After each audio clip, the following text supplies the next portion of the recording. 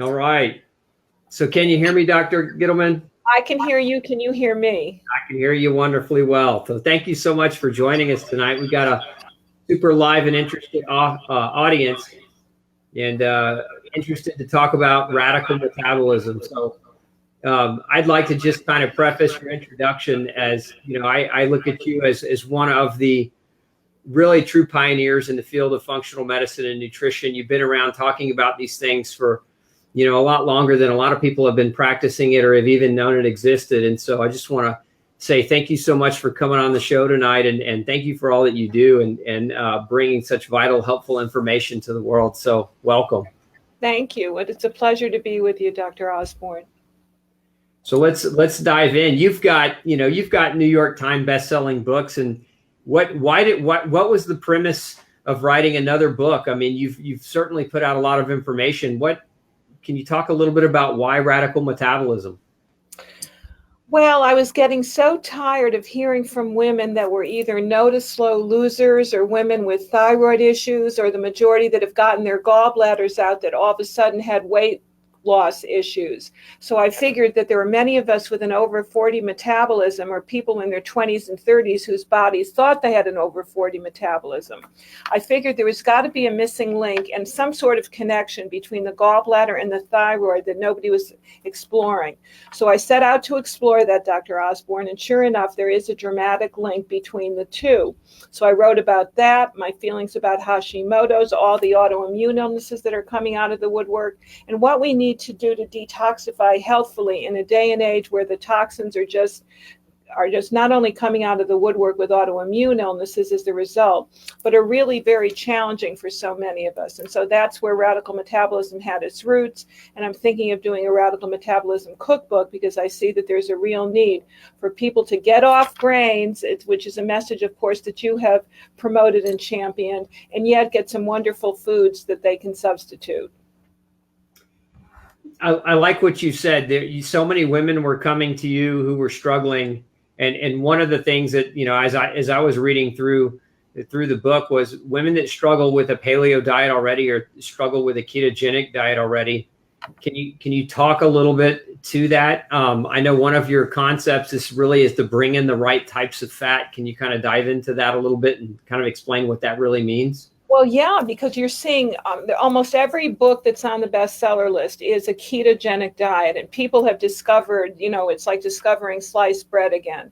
So the reality is that fat is very important in terms of fuel the body. You want to have a fat-burning metabolism, not a sugar-burning metabolism.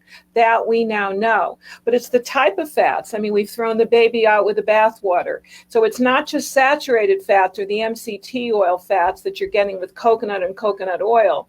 There's a real deficiency of the good omega-6s, the linoleic acid that you're getting from unaltered, unheated sources like hemp seed oil, for example, sesame seed oil, which is another example, and even the one that I introduce in the book, which is good old-fashioned pine nut oil that can really heal your digestive tract from top to bottom. So I'm saying that if you're on a ketogenic diet with its heavy intake of fats, and you cannot break down the fats because you don't have a gallbladder number 1, you don't have a time release of bile number 2, or you have a gunked up and congested bile number 3, because you're not eating the right kind of nutrients, you're not going to be able to break down fat. You'll soon have hormonal dysfunction and systemic inflammation. So that's my story, and I'm sticking to it in radical metabolism.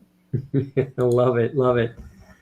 So missing omega-6, so many people talk about omega-6 toxicity, but what I think I just heard you say is that there are a number of really solid, good sources of omega-6 fatty acids that actually have a function in the body that's very, very important.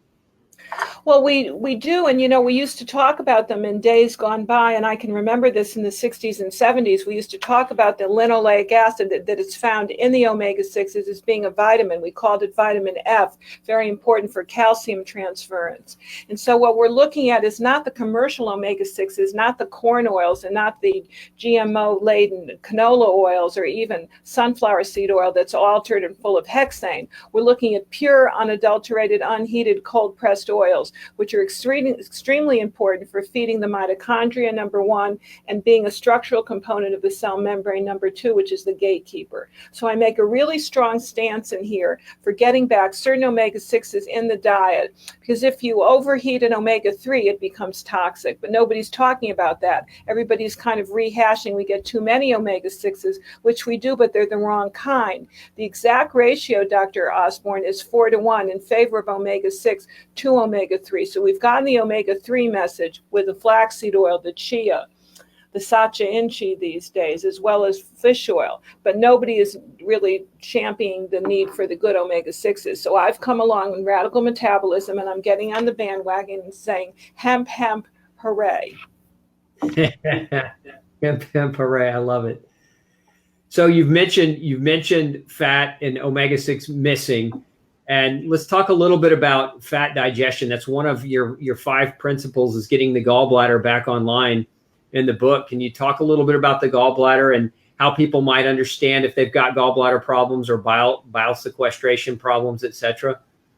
Well, the gallbladder is important. It's not a throwaway organ, number one, but number two, it happens to be the most prevalent organ to be taken out of your system in the country, to be quite honest with you. And I think that's because we're not taking enough of the nutrients to create quality, free-flowing, healthy bile. So if you don't have a gallbladder, you have to do a gallbladder support as some sort of substitute, which is where bile salts come into play, whether that's ox bile, or you could get a bile salt in the form of bitters if you're a vegetarian or a vegan. So that's very important, so that you have the timed release of bile, whose distinct abilities are, its purpose in life is to break down fats into usable components, number one, and to act as a detoxification mode for the liver. That's the place where all the heavy metals go and the hormones go when they're sequestered safely out of your body. And when they're not, they become recycled and you become toxic. So bile needs to be as important as probiotics in this day and age. We have to bring back bile. Make bile sexy again is another mantra in the book. Make it sexy again. Well, I mean, so many people have had, their gallbladders removed, the cholecystectomy. Can you talk? Let's dive in a little bit. I know some of the people in the audience, actually, that's a big issue for them. And you mentioned using bitters as a substitute, as a bile substitute. You mentioned ox bile, but what about the people who maybe they think their bile is not, or their gallbladder is not functioning well, they're not producing their own bile? Can you talk a little bit about what you might have as a suggestion for those individuals? So we need to be able to decongest the bile that they have, because it can get very congested with all of the hormones, the xenohormones, the heavy metals, even the parasites that will find their way into the bile ducts, such as Giardia, which to me is still rampant in this country. So what you want to do, this is such an important topic, I get very choked up. So what you want to do is to detoxify the bile, and you do that by using foods that really act as bitters to limit the bile production accordingly and to thin out the bile for quality flow. And that would include lemon and waters, or a concoction of the bitters where you're taking some gentian root and maybe something like angelica root. Now they now sell bitters on the market, which you can buy, or if you want, you can get bile salts to the tune of 100 to 200 milligrams per meal when you eat a meal containing fat, or certain other nutrients like beetroot, for example, or even choline, which is a bile thinner, taurine, another bile thinner. So it's very important to get those nutrients in your diet. When I've done SpectraCell tests of nutrients, we find that choline is one of the most deficient of all the vitamins. And we have now learned that choline in the amount of 500 milligrams per meal will defat a fatty liver.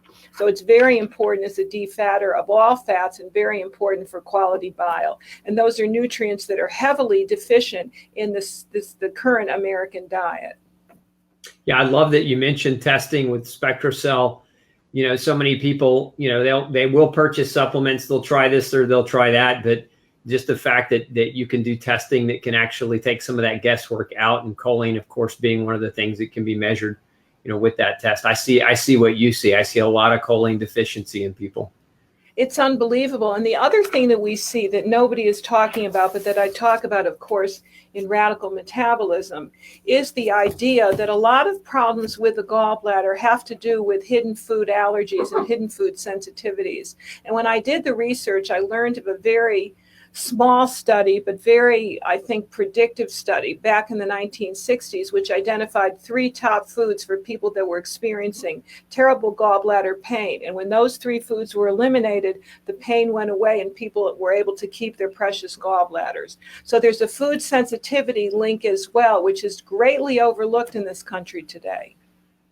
Well, I would agree with that too. Between gluten and other food sensitivities, you could probably preserve 90% of the gallbladders that are surgically removed unnecessarily. Very true. And there are also ways of disintegrating and decongesting and breaking up the stones where you use some orthophosphoric acid with certain potencies. And I talk about that in the book. So there's a lot to be said for keeping your gallbladder, because you need to break down fats into its usable particles. That's how you get the benefits of the essential fatty acids, from the omega-3s to the 6s to the 9s to the 7s and so forth. And you also need your fats to be broken down because they're the carriers of oil-soluble vitamins, your vitamin A for your skin, your D for your immunity, the E for circulation, the K to put calcium back where it deserves to be.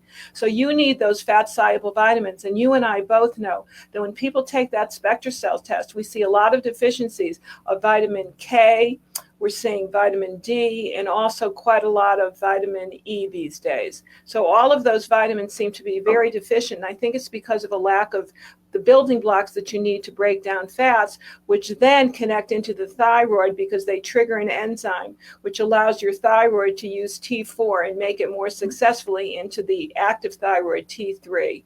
So it's just interesting how everything is connected in the body. And you can tell this when you speak to other functional medicine docs, and I know you do regularly.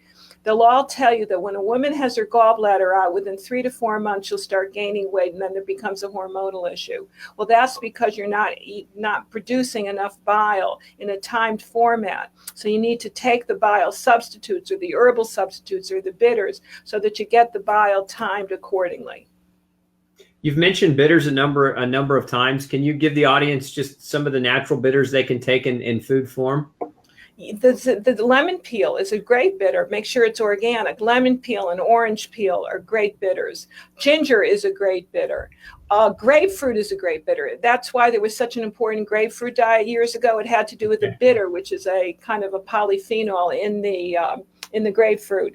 You've got other foods that are out there as well. Bitter greens, watercress, arugula, escarole, endive. So bitters are abound in the diet, but we're not fond of adding bitters into our American diet. It was part of the Ayurvedic system as well as the Oriental systems.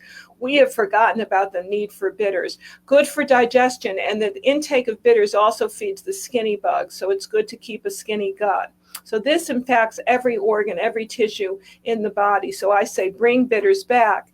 And if you want to get rid of your sweet tooth, have something bitter instead. That's where the lemon or even apple cider vinegar comes in handy if you can tolerate a fermented food. Fantastic. So lots of takeaway for those of you listening today. Again, we've got Dr. Louise Gittleman on with us. Today we're talking all about Radical Metabolism, her new book that's coming out, and if you haven't, you can pre-order your copy. We'll put a link up here in the feed for you to be able to get a hold of that. Now, people can also pick the book up on. Is it available at Barnes & Noble? Available at Amazon? Where can we send them? Yes, we were chosen to be on their tables, which was really delightful with Barnes & Noble. So I'm very, very indebted and have a lot of gratitude to Barnes & Noble. We're on the tables of Barnes & Noble. They can get it on Amazon, BAM. They can get it all over the country right now, I'm pleased to say. Fantastic. So again, make sure you get your copy. A lot of what we're going to be talking about tonight is just scratching the surface, and you can get the in-depth details about Radical Metabolism and Dr. Gittleman's new book. So let's talk about the myths. I know you were talking in the book, I was reading it, you've got a lot of different myths that you're busting in the book. Can you dive into some of those with us tonight? Well, one of the myths, of course, has to do with all omega-6s, that all omega-6s need to be eliminated from the diet. And we now know that that ain't the case. We're very deficient in linoleic acid, the good linoleic acid, which is important for the cell membrane and to feed the mitochondria. So that's number one. And to assist in fat burning, because the good omega-6s feed the brown fat, which is a very highly mitochondria-rich tissue that allows you to burn fat for heat or burn calories for heat. So the omega-6s is one of them. That the gallbladder is a throwaway organ, not true. That's another one. And then the other one is that it doesn't matter what you're cooking in as long as you're cooking healthy food. I'm finding it's just as important to know what you're cooking in as what you are cooking. And one of the most interesting aspects that I discovered when I did the research for the book was not about aluminum, which I think most of us know that aluminum foil, particularly with acidic foods, can leach into the food, but that we need to throw away our cast iron pots and pans, that the kind of iron which leaches out of a cast iron pan is not good for the system. It can actually be the source of accumulation of hidden iron. So when I started to look at the rising ferritin levels, the stored iron, I'm finding that anything over 100 is becoming very prevalent. And it's because for years we've taught people that a good source of iron was actually the cast iron pots and pans that are well seasoned and well loved. So that it was a real biggie, one that really impacted me and my family, because we then took our ferritin, our stored iron, and everybody was over 100. So I'm thinking that iron, stored iron, is one of the underlying causes of mental problems, cognitive dysfunction, problems with the heart, problems with the skin, with all those brown spots that people are getting and want some sort of magic bullet for. And it's not very good for the liver or brain. So that was the biggie for me, quite honestly. And there's tons of others in here, as you know, Dr. Osborne. You know, you mentioned stored iron, and I think that's interesting because, you know, a lot of our food fortification in this country where iron is actually added into foods, and I in a sense contribute a lot of that fortification of processed foods as being part of why they're toxic as opposed to the opposite. I know the intention was to add the nutrient to the food so that it was more nutritious, but to me, adding nutrients to an already processed food that's horrible for you doesn't make it healthy to eat. No, it sure doesn't. And that's where all that fake folic acid was coming from too. So again, those of you listening, we've got Dr. Louise Gittelman on the show with us, and she's talking all about her new book, Radical Metabolism. If you've got questions you'd like to ask Dr. Louise, you've got to type them in now because it's a first come, first serve basis. We want to make sure that we get to as many as we can. So if you've got questions about, you know, fixing a toxic metabolism, questions about gallbladder issues, questions about, you know, nutrition, she's an expert. She can knock them out of the park. So you just throw them our way, and we'll entertain those as they come through. You know, you've been practicing nutrition for a really long time. You're also, aside from your PhD degree, you're certified in nutritional specialist, correct? Certified nutritional specialist, yes, since 1993. Since 1993. So yeah, you were. That's like I said, you were yesterday to me. Well, you look fantastic for being certified in 1993. So I know you practice what you preach. And Marianne is asking, so if cast iron is a potential problem, what do you suggest that people cook their food in? Enamel covered iron would be great. And I think that Martha Stewart may have some more inexpensive substitutes. La Creuset is my favorite. It's a little heavy, a little pricey for some people.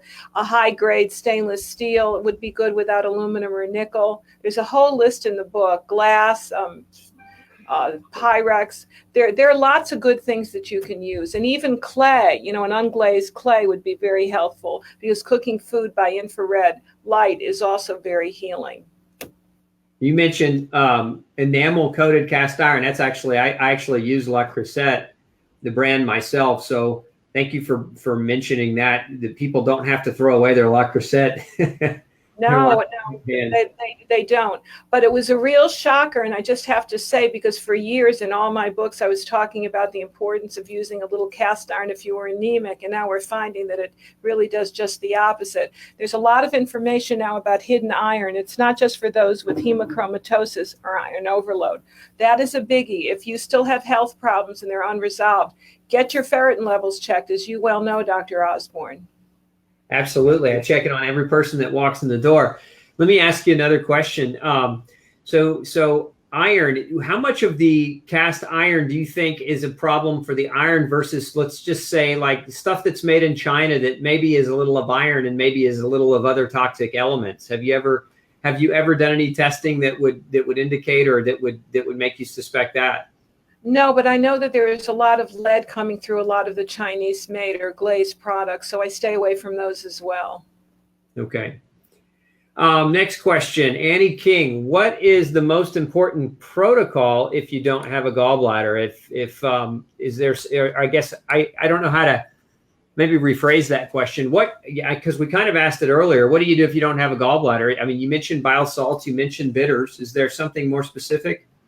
You could just take choline at 500 milligrams 3 times a day, or look into a product that I developed that has all the bile building elements called Bile Builder, and take a look at that, get that, or get something similar. So it's the beetroot, for example, the taurine that I spoke about. Lecithin to some degree is also a bile thinner. That's why I say bring back lecithin in small amounts, particularly sunflower lecithin. And you've got the choline, the taurine, the lipase could be helpful, but it's mostly those bile salts for people that can tolerate that from ox bile. I'm really seeing such a difference when people start taking that when they don't have a gallbladder. Yeah, absolutely agree. Nancy wants to know what your thoughts are about lectins in food. There's, there are a number of authors and writers. I know very well. First of all, the whole idea of lectins in foods shouldn't be new, and it's not new to you and I, Dr. Osborne, because we've read all of the blood type theory books, which spoke about specific lectins, which are more blood type sensitive. So I think there's something to be said about them. If you're concerned, you simply use an Instant Pot and you cook your beans in your Instant Pot, your beans and legumes in your Instant Pot. If you're concerned about tomatoes, you take off the peel and you de-seed them. The same thing with peppers and eggplant and squash. So there are lots of measures that you can use to reduce the lectins. Do I think it's a big deal? I think it's a moderate deal, but I don't think it's as big a deal as we're led to believe in some of these other wonderful books. I agree with you. I haven't seen it. I have not seen that be the deal breaker for 95% of the people coming through my clinic. I'd say the biggest impact factor that I've ever seen clinically is getting grain out of the diet, but I'm a little biased on that subject. So no, I don't disagree with you. I see that with grain as well, grain and dairy and sugar, certainly gluten in all grains. It's not just gluten, it's all grains really. And I tell people never to eat rice again. It's just such a high source of arsenic. It's very disturbing. And of course, I feel the same way about tea. I mean, you talk about being controversial and being radical and radical metabolism, but I make a real point of telling people not to drink kombucha and to get rid of all their their white tea, their green tea, their black tea. I mean, that's a source of fluoride that has to be doing something to the thyroid. Oh, I would agree. I regularly test people's fluoride levels too, and that's, I'd say 50% at a guess, if I could compile all the data and statistics that we see with people with fluoride toxicity who do not use fluoridated toothpaste or do not allow their dentist to soak their teeth in fluoride. So, but a lot of them are heavy tea drinkers, and I know. It just floors me. I'm floored by fluoride. So in my book, I want people to get off of that as best they can. We do make an exception for oolong tea, but it's also because it comes from the tea plant, which is a bioaccumulator of fluoride.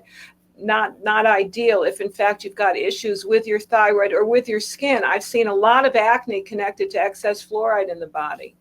Yeah, absolutely. We got another question coming in for you. Peruse wants to know what your thoughts are on the vegan diet for autoimmune diseases. I think it can be helpful for some people. So if it works for you, fine. I don't think there's one diet that works for everybody, but if that appeals to you for a short time or even longer period, I say go for it. In this book, we make additions and we make adaptations, I should say, for those that are vegans, vegetarians, those that are carnivores. We welcome all walks of dietary life. Yeah, biochemical individuality wins the day, doesn't it? Check. Okay. Another question. Susan wants to know, well, she's got a story here. I lost my gallbladder in the 90s. The surgeon said it was calcified. Next, she was found to have celiac disease and thyroid problems, as well as weight issues. What should she do to balance those issues? It's a big question. And which is best, lemon water or vinegar? Lemon water with the peel, and we give you a recipe for lemon cubes, which has the peel, because the peel has all the bitters. So that would be number one. The other thing that I'm finding is that a lot of stones, whether they be in the gallbladder or in the kidneys, are actually due to a real sensitivity to nightshades. So at this point, I'd have her eliminate all nightshades. Maybe she should look into the oxalates, at least the higher oxalate foods as well, because that could be a problem. Then I'd like to see a blood test, or you would, Dr. Osborne, which shows what her serum calcium is all about. And of course, her magnesium with the red blood cell magnesium. Okay, good information. We're going back to pans again. Duncan wants to know about copper pans. What do you think about copper pans? Are those safe? Not a fan, because excess copper can build up, impacting the thyroid, which affects weight loss, anxiety, the inability to sleep, alopecia, problems with your skin, hair, and nails. I'm not a fan. I would agree with that. We learned a lesson with too many copper pipes and copper toxicity. Actually, interesting. I get a lot of people from the other side of the world, right? Australia and some of the other countries bordering or around, not bordering because it's an island, obviously, but around Australia and the Malaysia and that area, where they have a ton of copper pipes, and copper toxicity is a major issue. Huh. And interesting though, I don't like copper pans either. I'm glad we can agree on that. No, I don't like copper pans. And years ago, I wrote a book called Why Am I Always So Tired, which really took copper to task, because I used to work with a psychiatrist that did tissue mineral analysis with hyperactive kids. 9 out of 10 of those kids had too much copper. And in those days, it was in my home state of Connecticut. We all had copper pipes and pans, copper pipes and then copper pans. So copper in its minute amounts is a very important micronutrient, but we're getting too much of a good thing, and it's being stored in the tissues. Another question coming in: what to do if someone's body does not digest carbs and fats? What tests to run? I guess what they're looking for, maybe a potential advice on what tests they can have run to find out why they're not digesting carbohydrate or fat.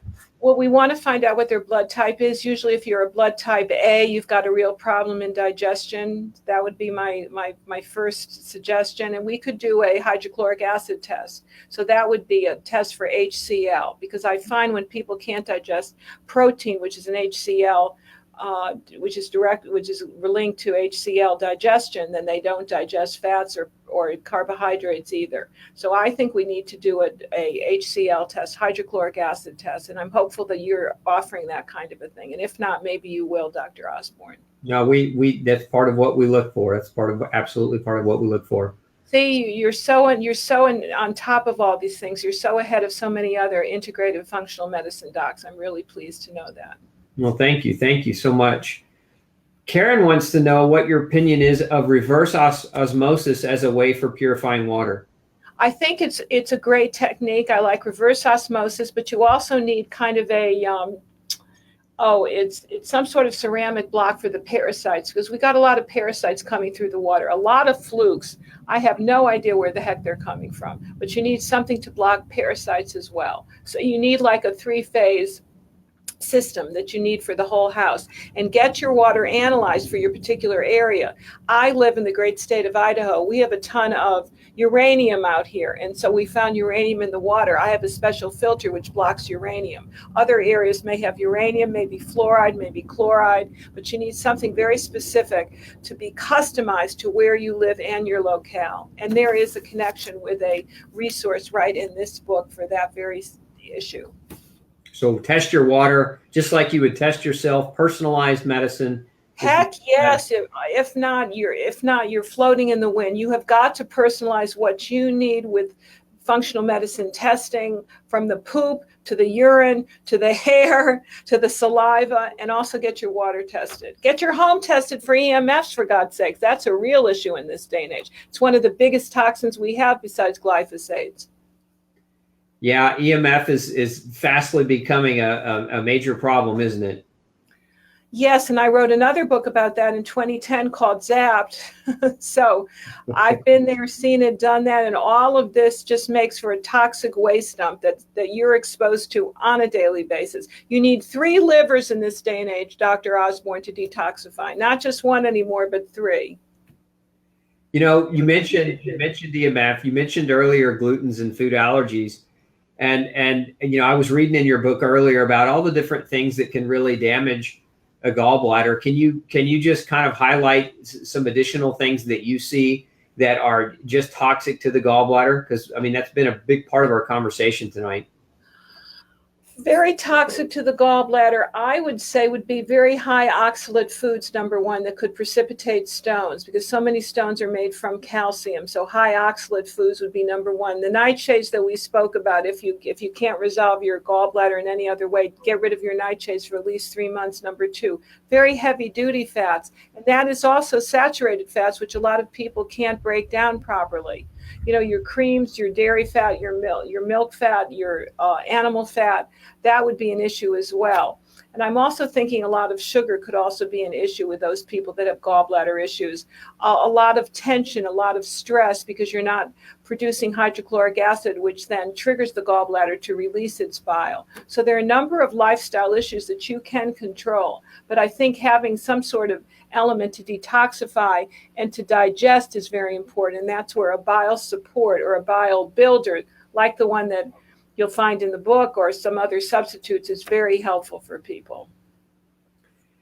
Folks, you're listening to Dr. Louise Gittleman. We're talking about her new book, and we're talking about health in general, picking her brain very thoroughly tonight. But if you don't have a copy yet of Radical Metabolism, highly recommend that you go out to the local bookstore and pick up your copy, or go onto Amazon and get your copy there. I think we've got, as a matter of fact, we're going to put that link up in the show notes as well, because you've got a bunch of bonuses for your book that you're giving away, don't you? We do. If you order the book, you get 3 bonuses, as well as a 30% off coupon to the coffee of my choice. And I'm not even a coffee drinker, but I wrote about the benefits of coffee in this book because I couldn't ignore the research. So you'll be getting, I think it's 25 recipes, number 1, a way to kind of, I would say, to stock your pantry, you know, with every imaginable radically healthy food and brand that I could think of. So just use that and say, wow, this is healthy, this isn't. And then you've got a cravings report. In other words, how to crush cravings, as well as a 30% off coffee coupon to Purity Coffee, which is the healthiest coffee in the land. No mold, high in antioxidants, and is organic, and actually very good tasting according to all my coffee lovers.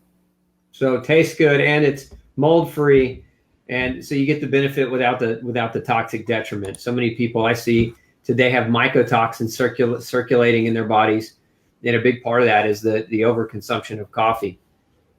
And who knew that? We never thought of coffee as being a mold, you know, a mold source, but boy, oh boy, it is. And so this particular coffee is the highest of antioxidants of any food. It's much higher than blueberries, for example. So for those of you that are coffee lovers, that's good news. And there's an element of coffee, chlorogenic acid, that triples fat burn. It's why it's one of my elements in here in your morning drink. It's called the citrus blaster that you have every morning. So as far as I'm concerned, if you can tolerate the caffeine, 1 to 3 cups a day is A-OK. And if you can't, the Purity people are coming out with a decaffeinated, still high polyphenol, high chlorogenic acid variety. So that's good news. And I just put that link up for your book. It's in the feed. So those of you who want to go grab those bonuses, there's the link that you can go and do that with. Make sure if you're going to buy it, make sure you get the bonuses. That's what I say. And I think you should buy it. Oh, absolutely. Yeah. Yeah, I know there are still people buying No Grain, No Pain and sending in the bonuses that we had, back in 2017 and early 2000. Wonderful book, by the way, one of my favorites. Oh, thank you. Thank you. That really, that means a lot for you to say that. Let's see here. How do you spell choline? That's a good one. That's a common question. CHOLINE, choline. And it's very deficient in the diet, which is why we're finding it so deficient on our testing. So let's just pop that up on the screen for you folks. That's how you spell choline.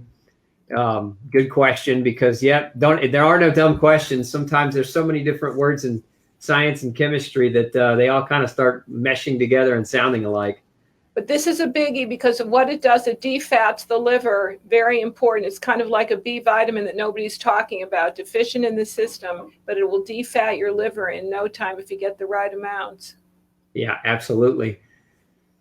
Julie wants to know if you can recommend a safe slow cooker. Is there a particular brand that you like? A slave, that's a good question. I like the VitaClay. VitaClay. Okay. Yeah. Let's see here. Maxine, I have a diagnosis of gallbladder wall hyperplastic cholesterolysis, soreness in gallbladder area. I also have Hashimoto's. Any advice? That's a big one. Yeah, number one, I'd look to a couple of things. I would look to getting rid of 3 particular foods, the 3 foods that I talk about in the book. But the first one that's most important is get rid of eggs in your diet. The other 2 you'll find in the book. I think there's something going on in terms of food sensitivities to Maxine. Yeah, no doubt. Let's see here. I watched a documentary on how they make cast. Oh, okay. Not a question. Sorry. Okay, here we go. Dave is asking, have a 3% function of gallbladder, have tried bile salts and they did not work. So will the bitters take care of this? And how long does it take to get the gallbladder functioning again? He does not have stones. Okay, so you've got to, first of all, you've got to do the detoxification that we talk about in the book. And there's a 4-day detox where you detox your bile, which will help to detox the gallbladder. He still has his gallbladder. And then we've got to look at the food allergies, the emission of the food allergies. And yes, the bitters would be very important. It could take any time. It could be about 3 weeks to 3 months. I can't really tell you, but that is what I've seen clinically. And the bitters that I like are either the combination that I have in the Bile Builder or Dr. Shade's Bitters number 9. Those are the 2 that seem to work the best clinically from my experience. And several are asking where, what website can they buy the Bile Builder from? Is there a particular storefront or site that we can send them to? Go to Unikey Health Systems, unikeyhealthsystems.com. Unikey as in Unikey? I think it's unikeyhealth.com. Yes, UNIKEY health.com. Okay, unikeyhealth.com. All right. It should change everybody's life. There was nothing on the market, Dr. Osborne. I found myself in a position of having to create something. The product has been out for over a year, and it has been the runaway bestseller because it's been changing people's lives. That's fantastic. I mean, you're right. That has been a gap. Big gap. We oftentimes have to put people on 2 or 3 things to get what they need for proper bile support. And I'm going to go check it out myself. I'm not familiar with it, but I'm definitely going to go check it out. Okay, let's see here. Yes, tea has fluoride. Kathleen's asking, tea has fluoride, question mark. Yes, it has fluoride. Tracy wants to know. Natural fluoride. It has natural fluoride from the tea plant. It's a bioaccumulator of fluoride. So if you've got issues with any kind of autoimmune issue, or you have a hypothyroid, plain hypothyroid that's not autoimmune related, get rid of the fluoride, get rid of the kombucha, and see if you don't feel better, for gosh sakes.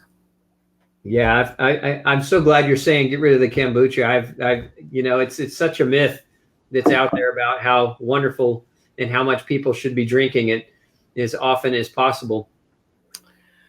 But people have to be very discerning. I'm glad that there are nutritional guideposts like you out there, way showers that are showing them the way, because there's a lot of marketing out there that goes nowhere. It's just about marketing and hawking products, for heaven's sakes. You have to be very discerning. You can't believe the mainstream medicine anymore. So you've got to go to the practitioner that you really have faith in and you resonate to.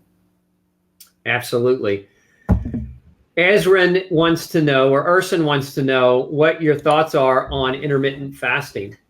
I think it can be very helpful for some people. Very helpful. It's something that I personally don't do, but I write about because the research is so compelling. So I think intermittent fasting has its place, maybe 2 to 3 times a week for some people. And when you're using that term, do you follow the 16-8 kind of principle or guideline, or is there 8-12? 8-3-12? So 8 hours fasting, 3 hours eating, 12 hours fasting? Sometimes. Okay. Or And the 8-16. It depends. It depends upon my clients. For those that have real blood sugar issues, and I'm one of them, it doesn't quite work. I have to have a big meal first thing in the morning, as soon as I wake up, within an hour. Yeah, you're right. I mean, go again, biochemical individuality. Not everybody is going to fall under the bastion of a 16-8 fast as being the best idea. No, and we're not all created equal. I mean, this is so true. Biochemically, it's very true. And one man's meat is another man's poison.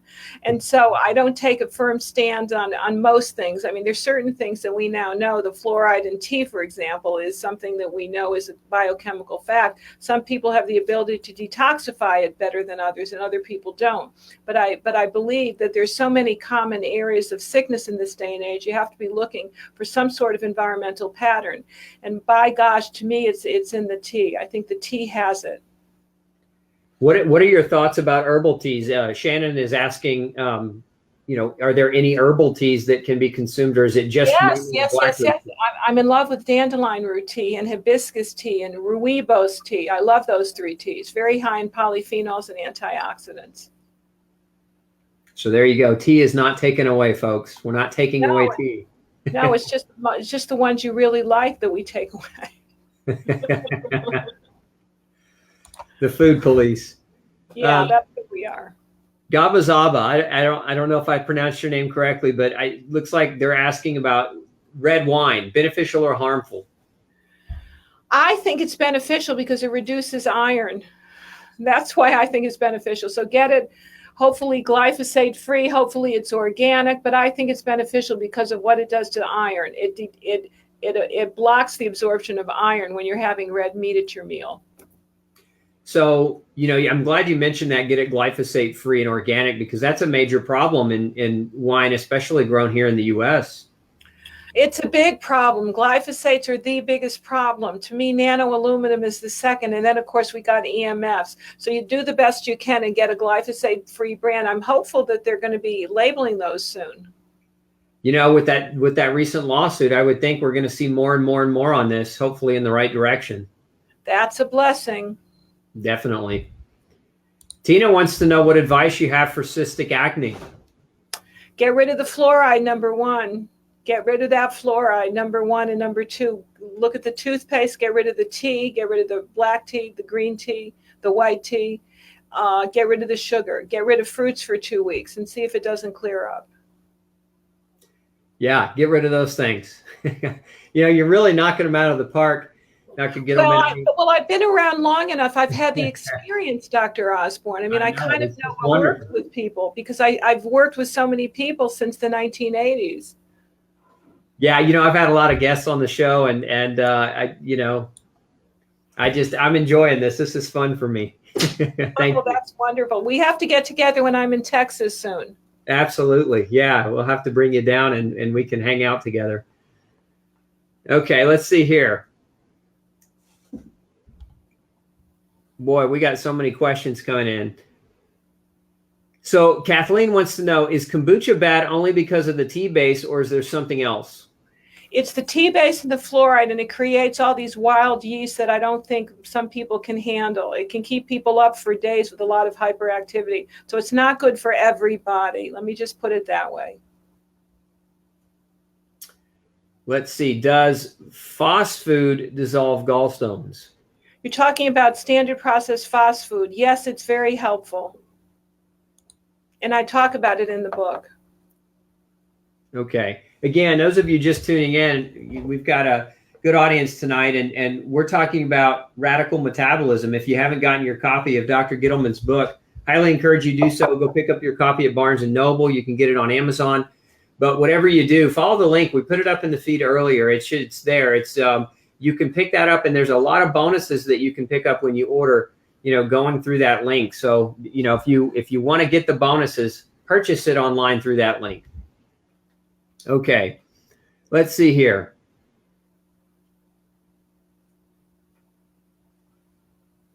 Okay, yeah. So Julie Ann is asking, she loves Purity Coffee and she wants to know how she can get the bonuses. She just ordered it 2 minutes ago on Amazon.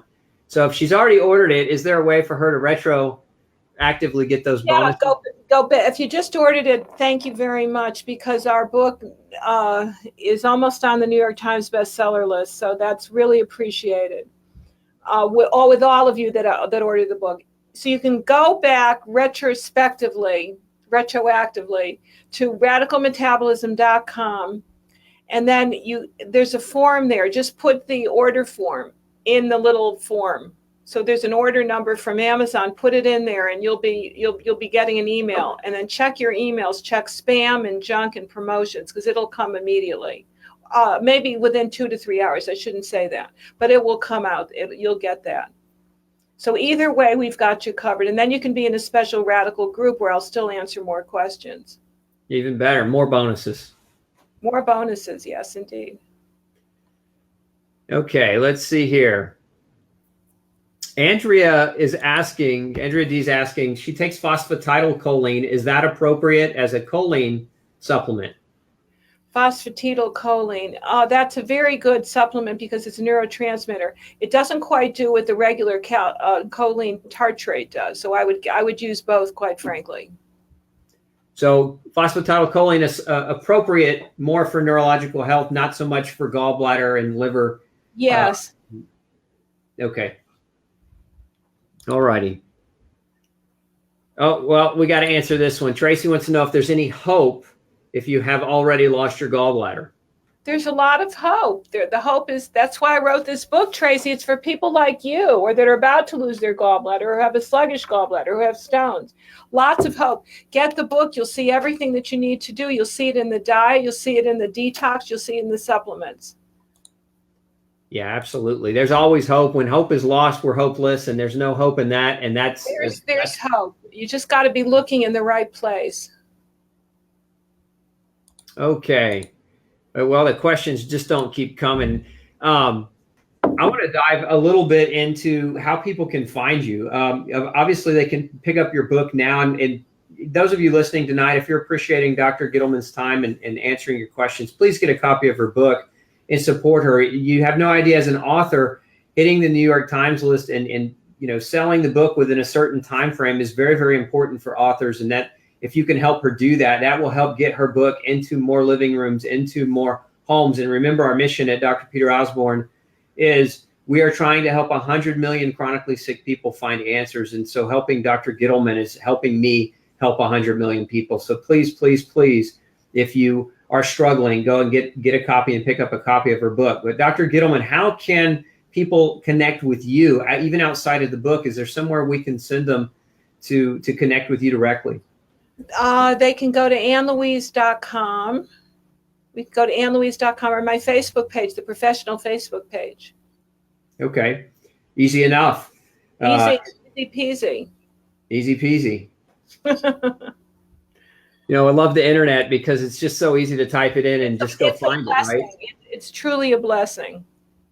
Yeah, I remember before I'm not super duper old or anything, but even when I was in school, graduate school, we were in the library where we still had to go pick off, big dusty, those big, I'm sure you know about these, the big volumes, like we'd go read American Journal of Clinical Nutrition or JAMA, and it would be like this year's combined volumes bound together in one big book. And we had to go pull those and make Xerox copies in order to collect and catalog and document research. It's so easy. I'll tell you, those were the days, huh?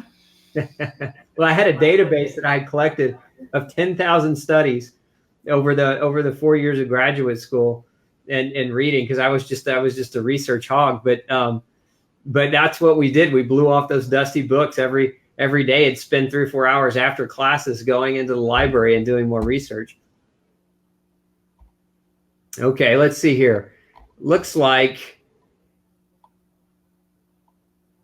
okay.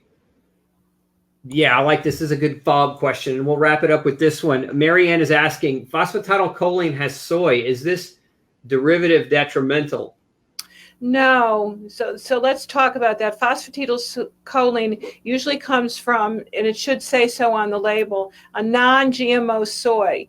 Lecithin is what is the derivative that contains the phosphatidylcholine. And so that's very helpful for brain function and very helpful for thinning the bile. It just should be from a non-GMO source. That's what the issue is, because so much soy is GMO.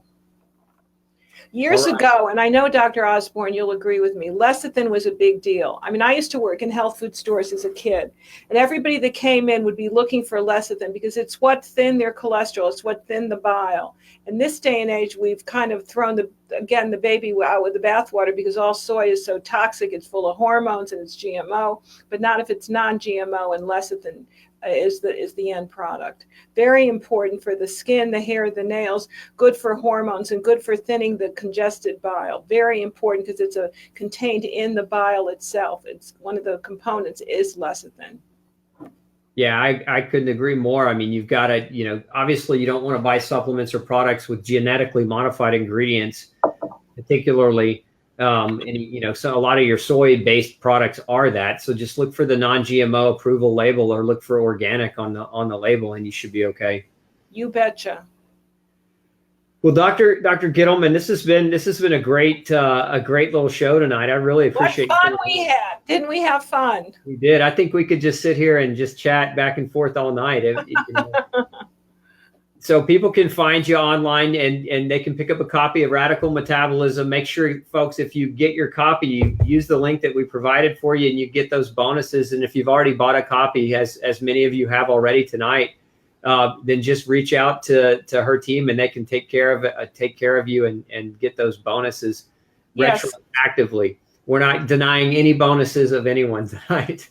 No, everyone gets top treatment, especially from your group, Dr. Peter Osborne. Well, thank you so much. Any parting words for the audience?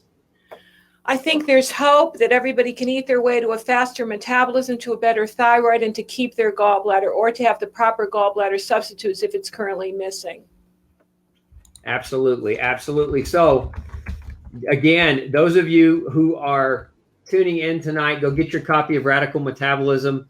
We've had a wonderful conversation with picking Dr. Gittleman's brain tonight, and she has not disappointed and has hit it out of the park several times for you guys. And I'd say her answers probably would have been almost exactly reflective of the answers I would have given, which is one of the reasons I had so much darn fun to see just a very highly intelligent and very passionate nutritionist and doctor really just doing what she loves to do, giving great advice and helping people get better. So again, thank you for all you do, Dr. Gittleman. I'm really honored that you came on and happy to support your book in any way that we can. You're a sweetheart. Thank you.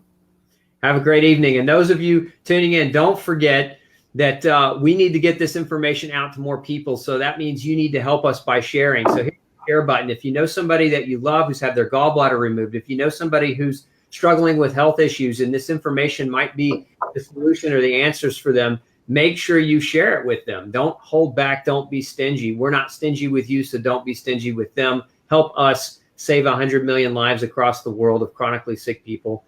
We will be back next Monday night for Pick Dr. Osborne's Brain. Have a fantastic week.